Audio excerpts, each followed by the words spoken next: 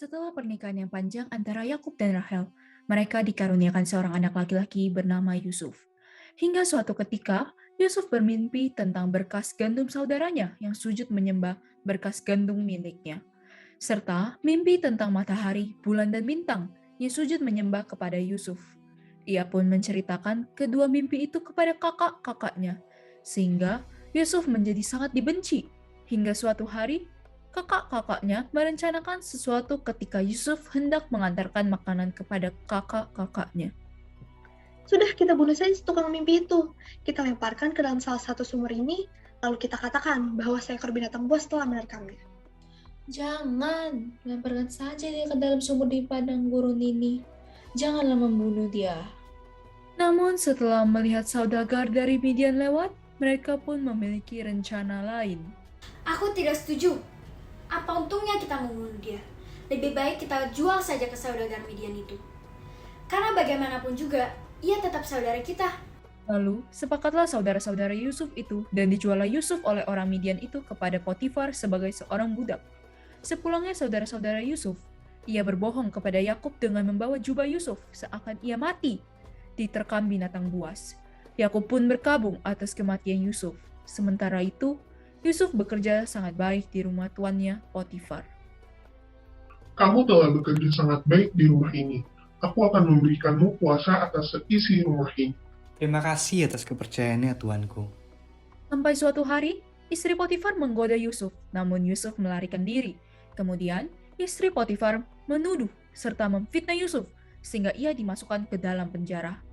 Namun, saat di penjara, Yusuf dipercayakan semua tahanan dan pekerjaan dalam penjara. Yusuf pun ditempatkan bersama dengan juru minuman dan juru roti di dalam penjara untuk melayani mereka. Yusuf, tolong artikan mimpi kami, karena tidak ada yang bisa mengartikannya. Dalam mimpiku, tampak ada pohon anggur di hadapanku. Pohon anggur itu ada 3 carangnya, dan baru saja pohon itu bertunas, bunganya sudah keluar, dan tanda-tandanya penuh buah anggur. Oh iya, di tanganku ada piala Firaun. Kemudian, buah itu kuambil, kuperas ke dalam piala Firaun, lalu setelahnya aku menyampaikan piala itu ke tangan Firaun. Sepertinya dalam 4 hari Firaun akan mengembalikan jabatanmu. Namun ketika kamu keluar nanti, tolonglah ingat aku dan keluarkan aku dari sini. Aku pun bermimpi juga.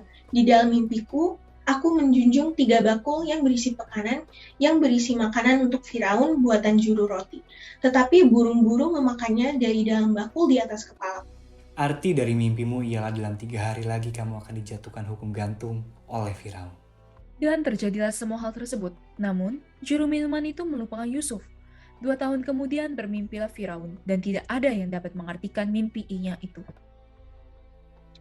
Aku ingat tuanku, saat aku di penjara dulu, ada yang bisa mengartikan mimpiku. Yusuf namanya. Kemudian Firaun pun menyuruh untuk memanggil Yusuf. Aku dengar kamu bisa menafsirkan mimpi dengan tepat. Tolonglah artikan mimpi ini. Lalu Firaun pun menceritakan tentang mimpinya. Yusuf mengerti arti mimpi itu dan menafsirkannya.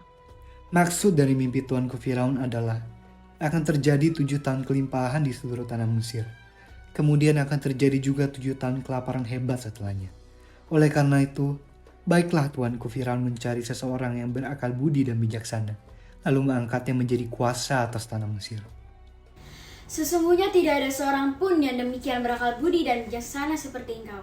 Dengan ini, aku melantik engkau menjadi kuasa di atas seluruh tanah Mesir. Setelahnya, terjadilah mimpi Firaun sama persis seperti apa yang diartikan oleh Yusuf, yaitu terjadi 7 tahun kelimpahan dan setelahnya terjadi bencana alam di Israel. Yakub pun mendapati kabar bahwa ada gandum di Mesir. Pergilah ke Mesir, belilah gandum untuk kita, supaya kita tetap hidup dan tidak mati. Namun Benyamin, tetaplah di sini, janganlah kamu ditimpa kecelakaan. Baiklah, kami akan pergi membeli gandum tersebut. Kemudian, pergilah saudara-saudara Yusuf ke Mesir dan menghadap Yusuf. Namun, mereka tidak mengenalnya. Dari mana kalian datang? Kami dari tanah kanan untuk membeli bahan makanan, tuanku. Kalian ini pengintai. Saya tidak akan percaya kepada kalian kecuali kalian dapat membuktikan dengan membawa saudaramu yang bungsu datang sini. Akhirnya, dibawanyalah Benyamin ke hadapan Yusuf dan membuatnya ia pergi untuk menangis sebelum kembali bertemu dengan saudaranya. Namun, Yusuf tak mampu lagi membendung perasaannya. Akulah Yusuf, saudaramu itu. Masih hidupkah Bapa? Janganlah takut, mendekatlah. Akulah Yusuf, saudara yang kamu jual ke Mesir itu. Tapi sekarang janganlah bersusah hati, karena Allah telah menyuruhku mendahului kalian dan menjamin kelanjutan keturunan di bumi dan untuk memelihara hidupmu. Jadi katakanlah pada Bapa untuk datang ke sini dan tinggallah bersamaku. Maafkan kami, Yusuf. Ampunilah kami. Kemudian dipeluklah Benyamin dan diciumlah saudaranya itu oleh Yusuf sambil menangis dan memeluk mereka. Lalu dijemputlah Yakub untuk menemui Yusuf.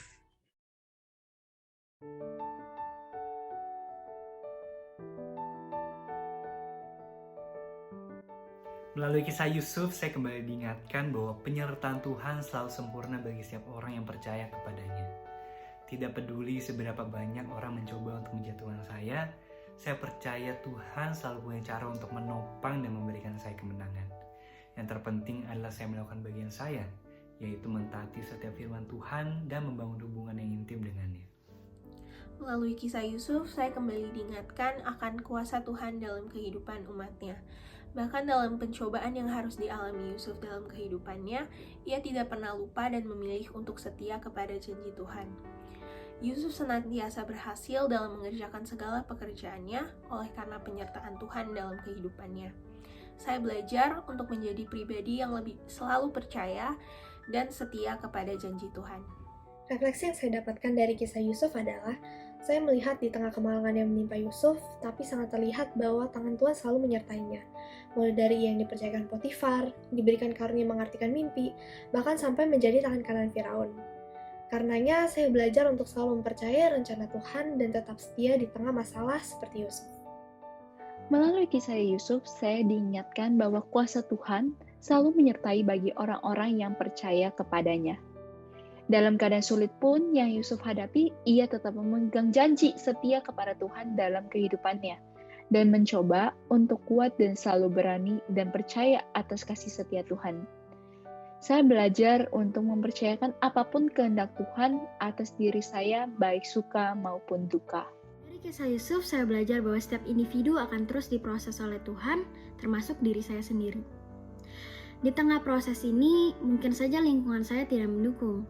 Namun saya yakin dan percaya bahwa Tuhan akan terus melindungi, menyertai, dan memberkati saya selayaknya Ia memberkati Yusuf. Dan nantinya saya akan menghasilkan buah yang baik yang sesuai dengan kehendak-Nya. Selain itu juga saya belajar untuk mengampuni orang-orang yang bersalah kepada saya, seperti Yusuf yang mengampuni kakak-kakaknya.